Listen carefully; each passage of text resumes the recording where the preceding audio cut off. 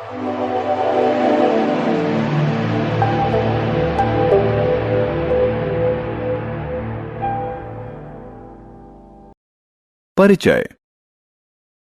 ये जंगल के बीच में है। शोधकर्ता भूमि पर पड़ी हुई सूखी पत्तियों में से एक पौधे की जांच कर रहे हैं। उन्होंने वहां के प्राणी जात और वनस्पति जात को ध्यानपूर्वक देखा, जिनमें से कुछ पौधे एकदम विशिष्ट प्रकार के हैं। उन्होंने कुछ ऐसे पौधे देखे जो सामान्य रूप से नहीं पाए जाते हैं। क्या ये पौधे लुप्तप्राय प्रजातियों में से हैं? आइए इस पाठ में हम किसी विशिष्ट क्षेत्र के पौधों और जंतुओं के बारे में जानें।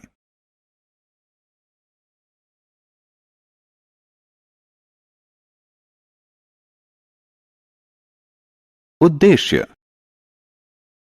इस पाठ के अंत में आप निम्न करने में सक्षम हो जाएंगे।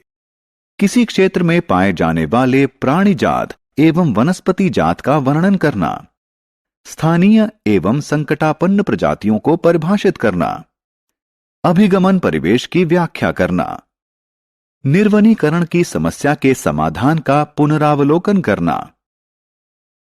प्राणी जात एवं वनस्पति जात क्या है? छात्रों, आपने अवश्य देखा होगा कि कुछ जंतु एवं पौधे किसी विशेष क्षेत्र में ही पाए जाते हैं। किसी विशेष क्षेत्र की वनस्पतियों और जंतुओं को उस क्षेत्र के प्राणी जात और वनस्पति जात के रूप में जाना जाता है। उदाहरण के लिए, पचमढ़ी जैव मंडल संरक्षित क्षेत्र के साल, सागौन, सिल्वर फर्न इत्यादि वनस्पति जात हैं और चिंकारा, नीलगाय, तेंदुआ इत्यादि प्राणी जात हैं। विशेष क्षेत्रीय प्रजातियां। आइए अब हम विशेष क्षेत्रीय प्रजातियों के बारे में जानें। यहां आप यह जान लें कि आबादी का वह समूह जो संकरण में सक्षम होता है प्रजाति कहलाता है। एक ही प्रजाति के सदस्यों में समान लक्षण होते हैं। मैं आपसे एक आसान प्रश्न पूछता हूं। क्या आपने सेब का पेड़ दक्षिण भारत में देखा है? नहीं ना। सेब के पेड़ सामान्य रूप से उत्तर भारत में पाए जाते हैं। इस तरह केवल किसी विशेष क्षेत्र में पाए जाने वाले पौधे एवं जंतु विशेष क्षेत्रीय प्रजातियां कहलाते हैं। वे कहीं और नहीं पाए जाते हैं।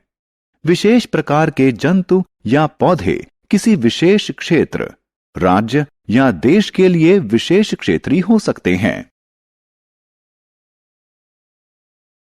विशेष क्षेत्रीय प्रजातियों के उदाहरण।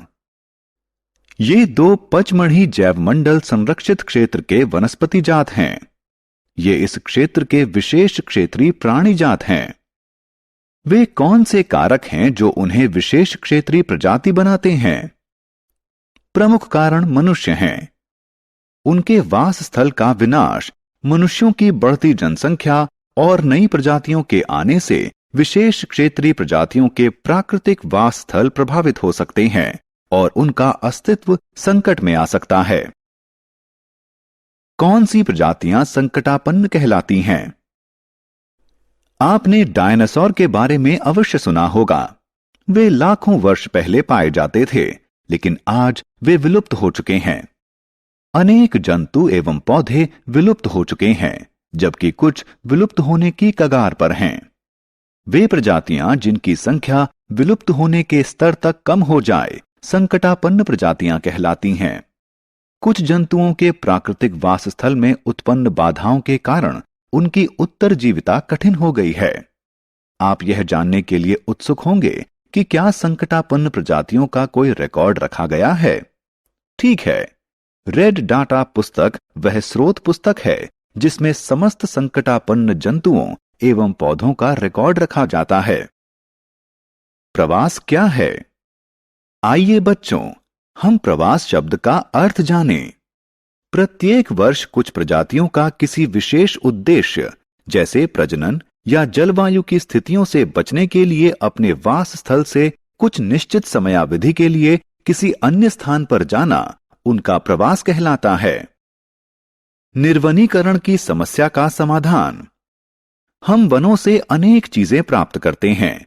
गोंद, राल, जूट और कागज महत्वपूर्ण उत्पाद हैं जो वन से प्राप्त कच्चे माल से बनाए जाते हैं।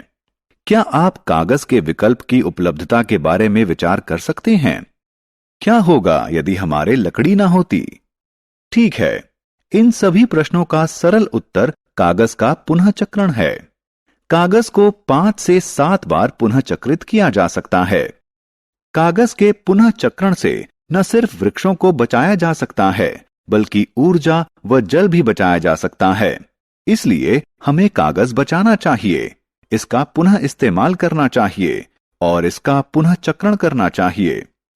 तुमने बहुत अच्छी बात कही, लेकिन कागज का पुनः चक्रण केवल निर्वनीकरण को नियंत्रित करने का अस्थायी उपाय है।